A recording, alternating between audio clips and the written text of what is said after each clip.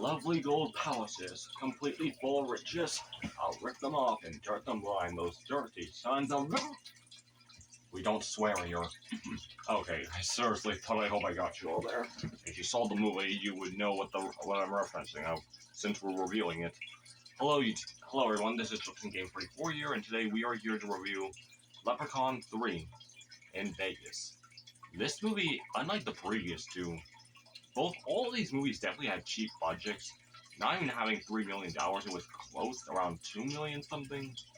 But dang, this movie knew how to work with a cheap budget. Both of the other two movies definitely did have cheap budgets and struggle what they were able to do. But this movie had, but realized how they could make it work. Using an abandoned hotel, filming the thing on the street in Vegas, and dang, it was definitely fun. I definitely found this movie, out of all these movies, this one is personally one of my favorites of the Leprechaun series.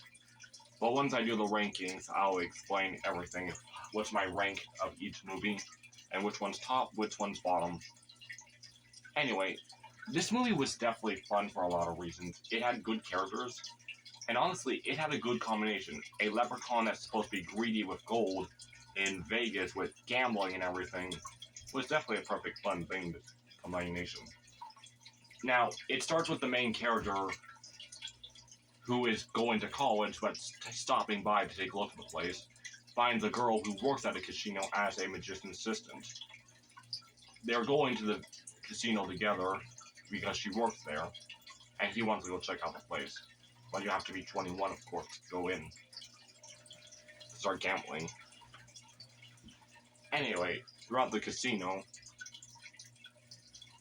this was definitely an interesting thing, but during this time was going on, a shop owner of a pawn shop just met a man who had one eye, one leg, one arm.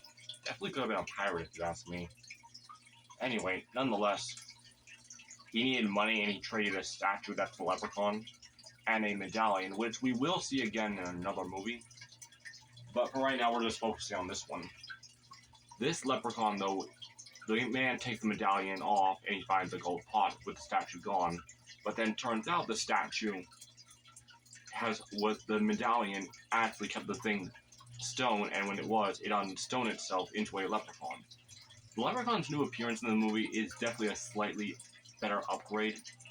Although I kind of like the other belt buckles, the other shoe buckles better in the second movie. They match the hat buckle. Now, nonetheless, besides the way how the leprechaun looked in this movie, he definitely looks more terrifying. And throughout this whole entire movie, his rhyming may not be the best, but personally, they're one of my favorites in the Leprechaun series. As he keeps making up rhymes, he keeps coming with lyrics, and really, it's just clearly funny. Every single line is better than the previous two movies he's done. He kills the shop owner to get his gold shilling, but it was too late as someone already picked it up and made a wish, which this is the thing that goes on in the movie. The wish was the person who was coming to college. He accidentally basically gambled all of his college fund money and get the wish on the gold coin that he was back winning on a winning streak. Leprechaun almost killed him, but sadly, the wish cost him to teleport back to the casino going on a winning streak.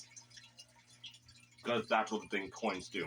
You also there's another wish where basically I don't like to say that word, so we're not going to say it, basically a creep who is the owner of this whole entire casino, wanting that money,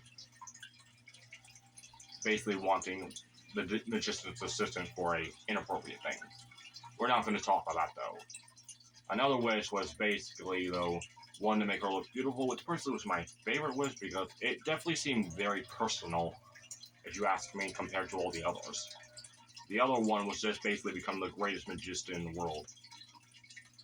Now, throughout the movie, the leprechaun, he found the person and actually he attacked him, but the guy attacked him as well.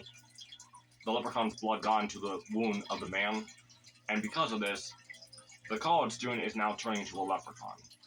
I definitely love how it worked. He was acting like a leprechaun, talking like a leprechaun, and had very interesting potatoes. Are leprechauns really into potatoes, though? I really got to ask that. Anyway, throughout this movie, with the wishes and everything, the leprechaun goes after each of them one by one in different ways, how he ends their life. Which I will admit, out of all the movies, this one definitely has the most creative way how each one dies. Well, except for the one who was in the hospital. That was something I could have seen from the other two movies. I mean, the first movie, the only one I said that was creative was actually the pogo stick, the second one with the coffee shop owner getting boiled alive by his own steam. Here, though, there's a bunch of creative that the leprechaun uses as magic to end their lives with. And I gotta say, each one's kind of funny. Some are kind of disturbing. But they definitely match the theme of how each one dies. One's a magician and dies with the magician act. One, basically. Plastic surgery, I guess you can say. Another one getting electrocuted by a... Yeah, that... Okay, I'm not saying that. What it was. Seriously, though. This movie is definitely a bit more high-ranking. I would say maybe the age would be around 15 or 16 to watch. Unless you're a parent and think it's appropriate for a bit younger than that, although I don't think so. Due for some jokes and everything. Believe me, I don't let my nephews watch these movies. But no, other than that though, these movies were definitely... This movie was definitely funny. It was cracked with a lot of jokes. Jokes by the leprechaun, like I said.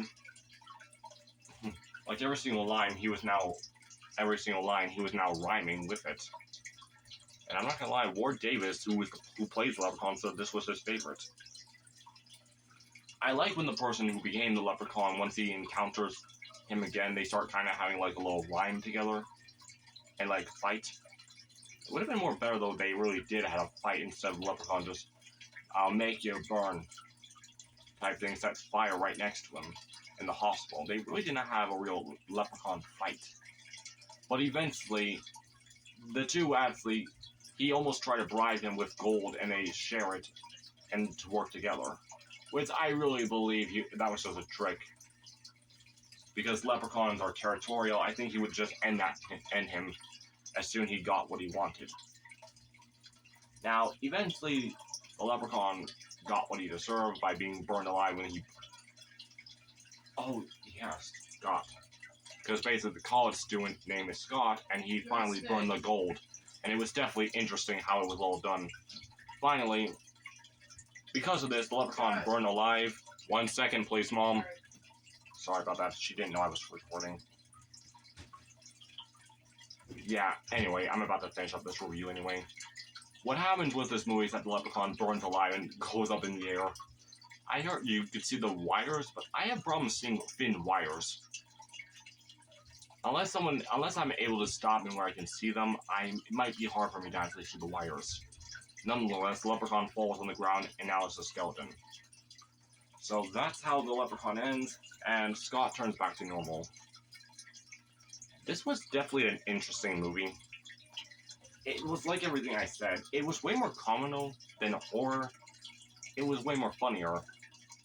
The sets were definitely better because of how they were able to work with a cheap budget to make it look like it cost more money when in reality it didn't. Now, I will admit though, this movie was not perfect. There were a few people who were acting through certain parts of the movie where their acting was just terrible.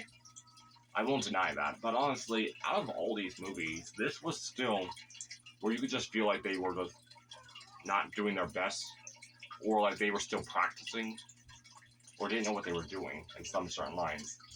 But other than that though, this was really a good creative way how to make a leprechaun movie. I like how they did the combination of Vegas with a leprechaun, with like I said earlier, and with everything that came with this. I think this movie, honestly, is probably one of the best, though, despite its flaws it had.